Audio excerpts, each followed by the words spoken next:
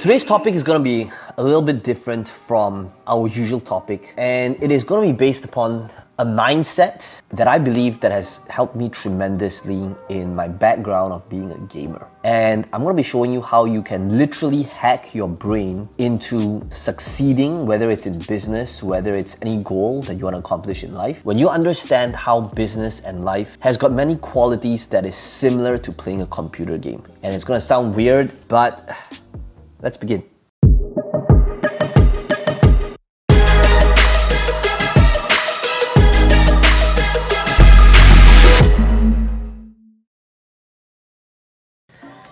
Imagine, if you will, this game where there are unlimited players, well, about 7 billion, give or take, playing this game, the game of life. And out of all these different players, there's you, over here, this level 1 newbie.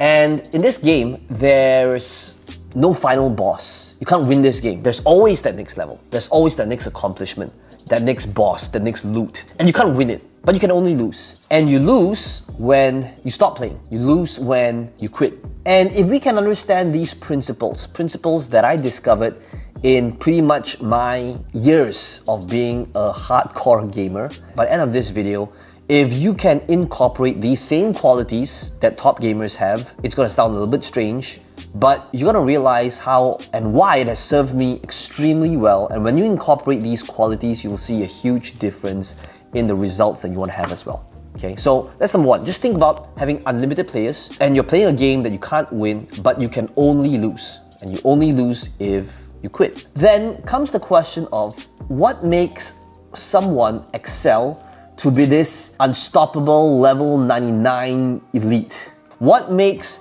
this other person stuck at being a level 1 noob? What makes this other person over here happy at level 15? Why is there this other person that is like level 176? Whatever, okay, there's no level cap. What separates and differentiates these players who's all playing a game of life? The first one would be the scoreboard. You could be thinking, well, you know, Peng Joon, in a computer game, any computer game, there's always some sort of scoreboard. And the scoreboard is very clear. It's very clear that if you're level 1, the next thing you need to be doing is to level up, kill a bunch of mobs, and get to level 2. But in the game of life and the game of business, it's not that apparent. It's not clear on what is the next thing that you need to be doing to level up. So number 2 is to think about what are these micro commitments, the micro milestones that will enable you to level up, to get you one step closer to that next goal. Since in business and life it's not that clear what your next level will be. But what you can do is you can break down that next goal, the next achievement, into something that is bite-sized, so that it's something that can be accomplished by next Wednesday, by next Friday. And if you can do that, just like how a video game splits it into micro levels, micro achievements for you, that is how you can have constant progress to get you one step closer to that goal. And that brings us to number 3, the grind. Some of you are saying, well, Peng Joon, computer game, it's not necessarily an apple-to-apple comparison because playing a game is fun. It's easy to play a game. Real life, business, entrepreneurship isn't necessarily fun. Well, here's the thing. Playing computer games isn't necessarily fun either. If you take a look at the top 1% of the 1%, what are they doing? They're doing this thing called the grind. They're killing this same mob, this same boar, this same snake, this same bird like 1,000 times a day, hoping to get that 0.001% of some specific drop or a loot. So the grind isn't necessarily fun. But guess what? The top players found a way to make the grind a part of what it is that they do, and somehow they made it fun. Whether they're listening to your songs, whether they're doing something else, whether they're watching Netflix while just spamming a few buttons again and again, when in fact, for most cases, for most people, the grind isn't necessarily fun. So I'd like you to think about business, right, or life. How can you find a way to fall in love with the process rather than the result? Everybody wants that level 99 legendary sword. And that's why most people don't have that epic loot. Now in the game of life, same thing, right? Whether it is that body with abs, whether it is $1 million in the bank account, most people just want the result, but they're not willing to go through the grind to get there because they haven't found a way to to love the process, to love the grind. So number 3, if you think about leveling up, whether it is those 100 bars over here. Now, what do these 100 bars here represent? Drawing is not my main strength, but you gotta find a way to constantly grind these daily activities, but find a way that makes it fun for you. You gotta find a way to fall in love not with the result, the epic that you're going to get, but with the process. Here's the thing about entrepreneurship. The grind may not necessarily be fun, but if you can find a way to love the process, that is going to be the differentiator. And that brings us to number 4. Number 4 is to find a way to be obsessed about the game. What do I mean by this? If you take a look at every hardcore player, like literally what makes the best of the best is that they are obsessed. They wake up, all they think about is playing that game. Even when they sleep, even when they dream, like that's the only thing in their mind. You gotta ask yourself, how can you find a way to be obsessed about mastering your craft, to get better and to be the number 1 in the world at that thing? And let's face it, chances are you and I, we're not gonna be number 1 in that thing, but it is the pursuit of that that is going to help you get the result. So how do you get obsessed about it? By knowing your numbers. Every computer game, there's some sort of tracking system that either shows their ranking, their scoreboard, that represents how it is that they're doing. Now, what would that number be for you? So let's say if it's weight loss, chances are it's your weight. And if it's business, finance, it's your bank account. When you are looking at the numbers every single day, that is when you're obsessed about it. That's when I want you to get angry. Like, why are these numbers not changing? Why is it not going up or down? You know, depending on what the goal is. Because when you are obsessed with the numbers and you're tracking it on a daily basis, that makes you obsessed about the game. How obsessed are you about that game? And that brings us to number 5. How have you been playing the game of life? Have you been a casual? Were you hardcore? Or were you just a spectator in the game of life, watching other people play the game of life? Have you been playing to win? Are you just going through the motions? I can't answer that for you. But like literally, if this was a computer game, how have you been playing this? Number 6 is dealing with setbacks and failures. The ones that are successful anyway. If they attempted a specific boss in a game, think about how the successful people deal with that. They play the game. If they lose that level, what do?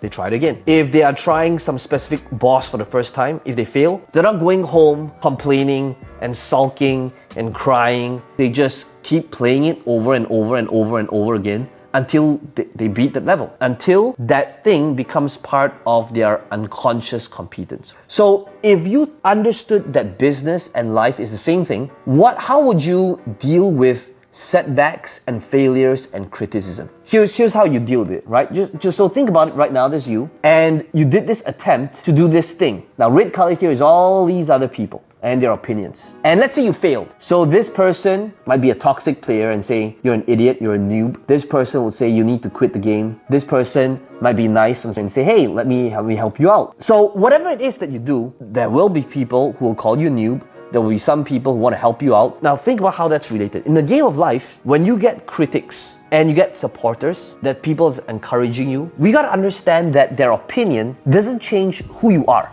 In a game of life, as you create content and make an ad, whether it's Facebook, YouTube, Instagram, there's somebody who might like your content and look up to you as though you're God. There's this other person that thinks you should quit and kill yourself. But we gotta understand something. Whether this person thinks you should kill yourself, or there's this other person that thinks you're God and that you are their idol, we gotta understand that this doesn't change who you are. And what stops most people from picking themselves up after a specific obstacle or failure is the opinion of somebody else who's also playing the game. And we gotta understand that their opinions are based upon their reflection of how they're playing the game as well. Now, this person who's saying that you should kill yourself, it has nothing to do with you, but everything to do with how this person has been playing the game based on the shades that they've put on while playing this game. And you gotta understand that it is just based upon how this person has been conditioned by their friends, their family, their environment to play this game as well. Right? Number 7 is, so if we understood this,